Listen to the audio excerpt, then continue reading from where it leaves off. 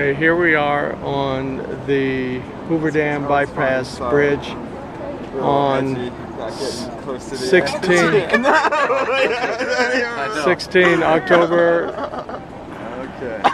2010 for the Bridging America, where you were allowed to walk across the bridge before it was open to pedestrian traffic and get a very unique view of Hoover Dam and all of the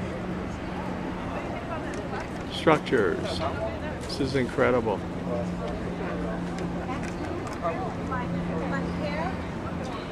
And so far the turnout's been good. People have been pretty patient. And you want me to take some video of you? Yeah. Alright, you ready? It's running now, so just slowly. Alright. Would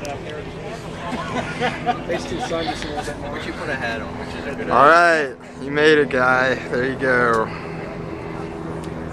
It's a beautiful view. Next time leave your eyes open. Yes, you can see. Oh, it's fine. Don't worry about it. I never wear sunglasses. Yeah. I never forgot my sunglasses, ever. That makes it real. What's up? You're still shooting, don't you? All right, hurry up. Yeah. This is incredible. Look at that thing. Thank you. Oh, that'd be great. Thank you very much.